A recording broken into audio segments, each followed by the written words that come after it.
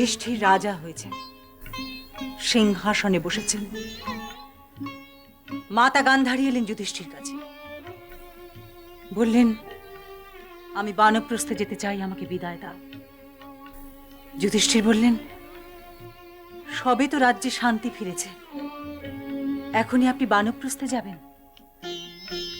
গান্ধারী বললেন, শান্তি,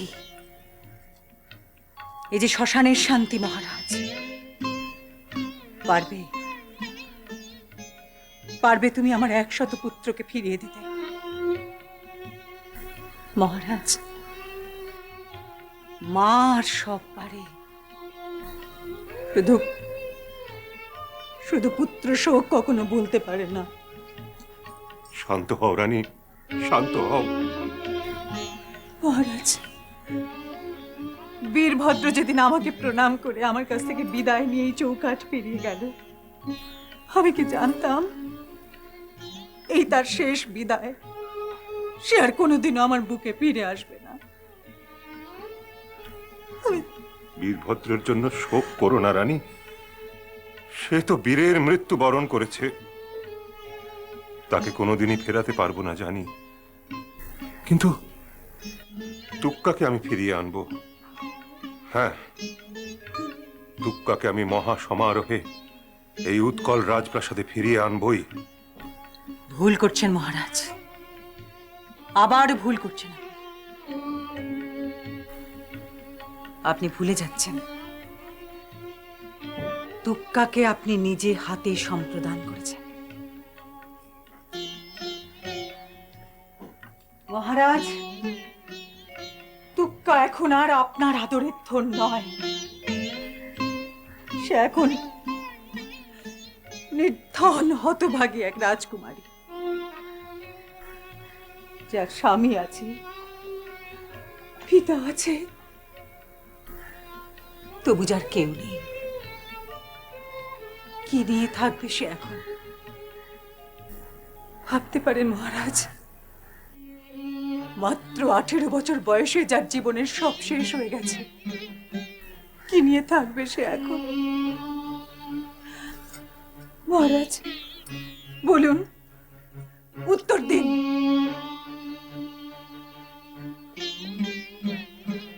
এই শেষবারের মতন আমি আপনাকে প্রশ্ন করছি, সমস্ত উৎকলের প্রজার হয়ে আমি আপনাকে প্রশ্ন করছি, আমি বিচার চাই। যার ইচ্ছার বিরুদ্ধে জোর করে আপনি তাকে বিয়ে দিয়েছেন, তার দুর্ভাগ্যের জন্য দায়ী কে মহারাজ? আপনার শাস্ত্র জ্ঞান, রাজধর্ম কি বলে? কি বলে মহারাজ? কি হবে তার? কি করবে এখন সে? বলুন, বলুন, চুপ করে থেকে আর এড়িয়ে যাবেন না। আমি পিতার ধর্ম থেকে বলছি, তুক্কাকে শান্তি পেতে হবে তার নিজের অন্তর থেকে, কৃষ্ণ নামে নিজেকে সঁপে দিয়ে। কৃষ্ণ নাম? কৃষ্ণ কৃষ্ণ কৃষ্ণ, কি দিয়েছে আপনাকে কৃষ্ণ? কি দিতে পারে আপনাকে কৃষ্ণ? শান্তি দিতে পারে রানী। মহাপ্রভু ইচ্ছে করলে তুক্কা আবার মনে শান্তি ফিরে পাবে। গৌরীয় সন্ন্যাসী, সম্মোহন করেছে সে আপনাকে। রানী, তুমি তো জীবনে অনেক কিছু পেয়েছো, আবার হারিয়েওছো তো অনেক কিছু, কিন্তু জীবনে যা কোনোদিন পাওনি তা যদি পেতে চাও, তাহলে মহাপ্রভুর চরণে শরণ নাও। হ্যাঁ, হে মহাপ্রভু, এই বৃদ্ধ রাজা রানীকে তুমি শান্তি দাও, একটু শান্তি দাও, শান্তি দাও আমার তুক্কাকে। হরে কৃষ্ণ কৃষ্ণ কৃষ্ণ হরে হরে, হরে রাম রাম রাম হরে হরে।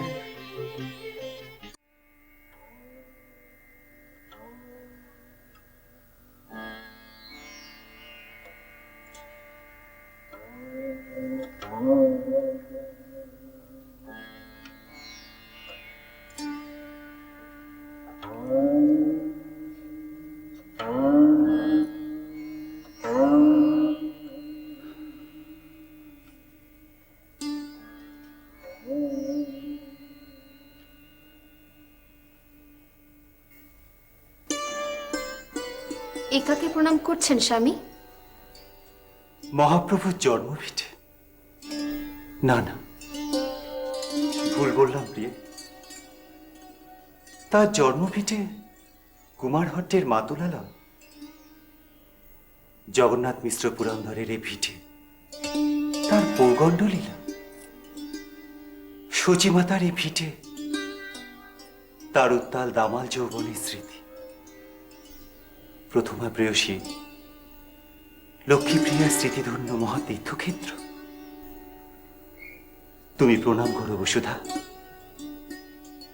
এই অঞ্চলের প্রতিটি কণা বৃন্দাবনের ধুলির মতো পবিত্র।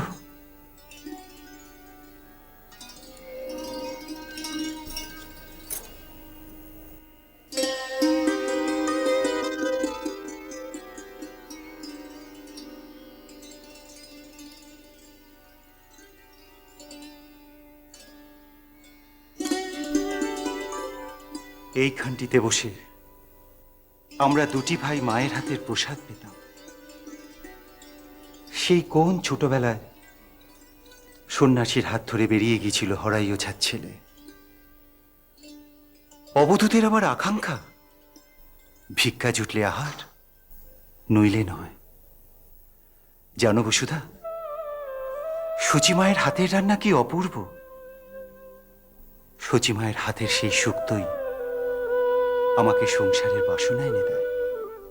আপনার যেমন কথা দেব, সামান্য শুক্তোর জন্য? হয় হয় বসুধা, সারা গৌরবঙ্গের সব রাজভোগ উজাড় হয়ে যার পাতে লুটিয়ে পড়ে, সেই নিমাই মায়ের হাতে শুক্তের জন্য পাগল হয়। আমি শুনেছি চৈতন্যদেব দেশ ছেড়ে চলে যাবার সময় নাকি মায়ের হাতে রান্না খেতে চেয়েছিলেন। হ্যাঁ বসুধা, এ মা কি যে সে মা? 8-8টি মেয়ে আতুরে মরেছে। বড় ছেলে সন্ন্যাস নিয়ে কবেই হারিয়ে গেছে। আর বংশের শেষ বাতি যখন সাধু হয়, তখন সে মা তো পাগল হবেই। চোখের জল বুকে আটকে রেখে মিশ্রজায়া শান্তিপুরে গেল ছেলেকে শেষ বিদায়ের ভোজ খাওয়াতে। তিনি মহিষী, তিনি সামান্য নারী নন, মা নন, তিনি দেবী। দেবী বসুধা, আজ তোমার সেই দেবী দর্শন হবে। মা, মাগো, মা তুমি কোথায় মা? আমি তোমার দর্শন লাভের জন্য এসেছি মা। আমি তোমার অধম নিতাই মা। একবার দর্শন দাও মা, একবার দর্শন দাও। এই ভর সন্ধ্যেবেলায় তুমি কোথায় মা? কে ডাকে? আমার মায়েরে কে ডাকতেছে গো? কে গো তুমি? এই আমায় ভোর তুমি- সন্ধ্যেবেলা তুমি কে বাছা? আমায় তুমি চিনতে পারছো না? চিনতে পারছো না ঈশান দাদা? আমি নিতাই গো। তুমি তুমি আমার নিতাই দাদা গো? নিতাই দাদা, এতদিন পরে এই অধমের মনে পড়লো নিতাই দাদা। হা নিমাই করে কেঁদে কেঁদে আমি তো অন্ধ হয়ে গেলাম নিতাই দাদা। ঈশান দাদা, সে তো হওয়ারই কথা। ঈশান দাদা, এত কষ্ট সহ্য করে তুমি রাধা মাধবের কোলে রয়েছ, সে তো মহাপ্রভুরই কৃপা। মহাপ্রভুর কৃপা কি জানি হবেও বা, কিন্তু কিন্তু আমি তো প্রভুর দয়া চাইনি গো নিতাই দাদা। আমি প্রভুর দয়া চাইনি, তারে আমি কোলে পিটি করে মানুষ করেছি, এই বুকে পা রেখে সে খেলা করেছে। আমি যে তার রাম ভক্ত হনুমান্য নিতাই দাদা। এই বাংলার কত ভিখারি, কত রাজা, কত পাপি তাপি তার পায়ে ঠাঁই পেয়েছে। তো কয় সে তো সে তো আমার একবারে ডাকলো নি। তবে কি আমি তাকে তেমন করে ভালোবাসতে পারিনি। আমি বুঝতে পারিনি তাই দাদা, আমি ঠিক বুঝতে পারিনি। এই দেখো, সমানে তুমি হাউতাস করে চলেছ। দেখো দেখো ঈশান দাদা, এদিক পানে চাও, দেখো একে চেনো?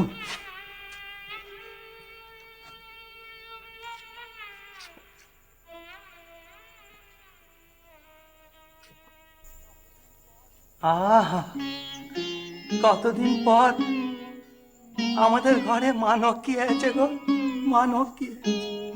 কেন বাবা, এ বাড়ির লক্ষ্মী তো কোনোদিন ঘর ছেড়ে যাননি। হ্যাঁ? তিনি তো আজও জানি জানি মা, তুমি সচি মায়ের কথা বলতেছ তো?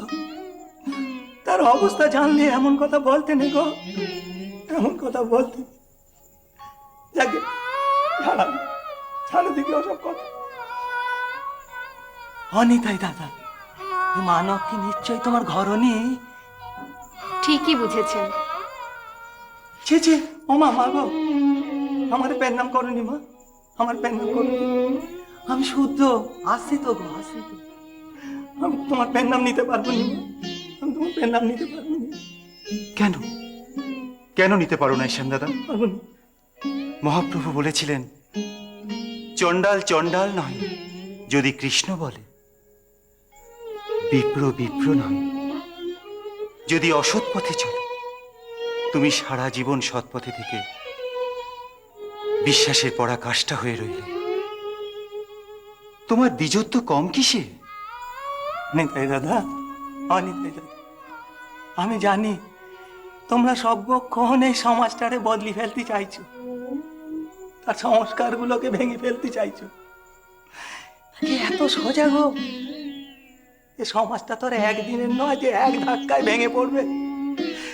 এত সোজা নেই, এত সোজা নেই। আমার লক্ষ্মী, আমি তোমার ভক্তিটুকু নিলাম মা, পেন নামটুকু নিতে পারবো না। এই দেখো দেখি, এই বুড়ো হয়ে হয়েছে এই এক মুশকিল, কথা বলতে শুরু করলে থামতে পারিনি। অনিতাই দাদা, আমার মায়ের ডাকুনি, সেই এসে পর্যন্ত এখানে দাঁড়িয়ে আছে, ডাকুনি তারে? ঠিক বুঝতে পারছি না, উনি তাকে কতবার ডাকলেন, কই কেউ সাড়া দিল না তো। সে কি মা, আমার মায়ের মায়ের শরীরটা ভালো যেতেছে না গো, যখন তখন জ্বর হয়। এই তো গত অমাবস্যাতে জ্বর হয়েছে, বললুন যে উপবাস করতে হবে নি, তাই এ শোনে কার কথা, শুনলো নি? বিকেল বেলায় উঠোনে শটান পরে জ্ঞান হারানো, তারপর বদ্যি কবলে সব যেন আমার দায়িত্ব। নিতাই দাদা, নিমাই দাদা, ও নিমাই দাদা, একই দায়বার আমার ঘাড়ে চাপে দিয়ে গেলে গো তুমি। চলো দেখি, চলো আমার মায়ের কি হয়েছে দেখি। এসো এসো।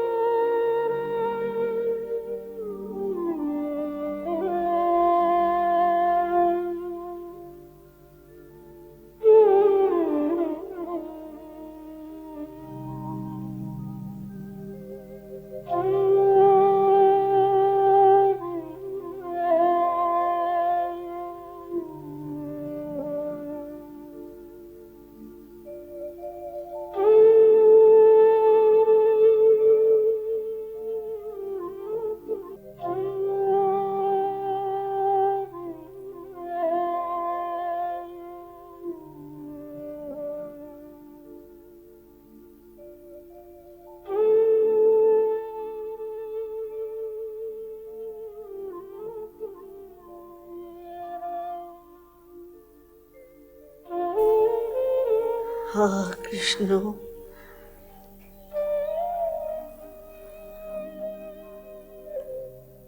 হে কেশব,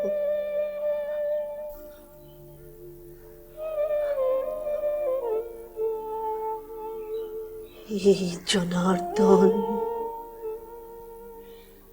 মা, মাগো, মা আমার।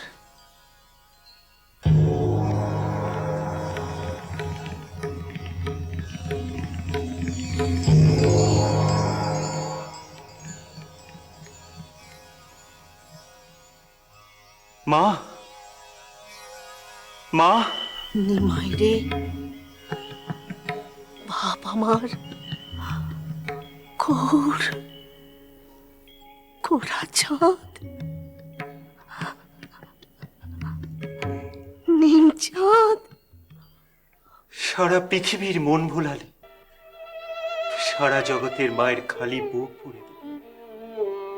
যে তোর আপনের আপন, যে তোর সর্বস্ব, যে তোর জন্মভূমিশ্চ স্বর্গাদপি গড়িয়সী, সেই মায়ের বুকে রাবণের চিতা জেলে বসে আছিস ভাই।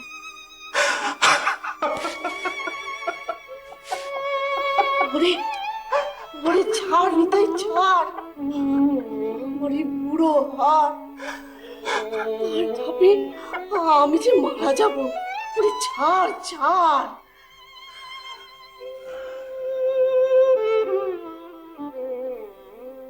মরে যাওই যদি, বলো আর বেঁচে থেকে কি লাভ?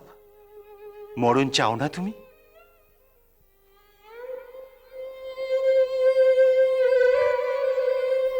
না নিতাই, না, জো মিলে বলবো দাঁড়াও। বহুদিন আমি অনেক কেঁদেছি, বারবার বলেছি, ঠাকুর এবার তুমি আমায় তুলে নাও। না না নিতাই না, আমি মরবো না, আমি মরবো না। কেন? কেন? কিসের আকাঙ্ক্ষায় তুমি বেঁচে থাকতে চাও? শেষ দেখবো বলি, শেষ দেখবো বলি। মানুষ হয়ে এমন ছেলেকে পেটে ধরেছি, যার রোগ নেই, ভোগ নেই, শোক নেই, আয়ুর হিসেব নেই, জরা নেই। এমন এমন অসাধারণ জীবনটার একটা পরিণতির চিহ্ন রেখে তবে আমি মরতে পারবো।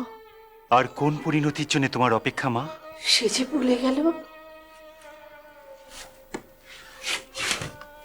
মাগো, ঘর না ছাড়লে কৃষ্ণ পাবো না।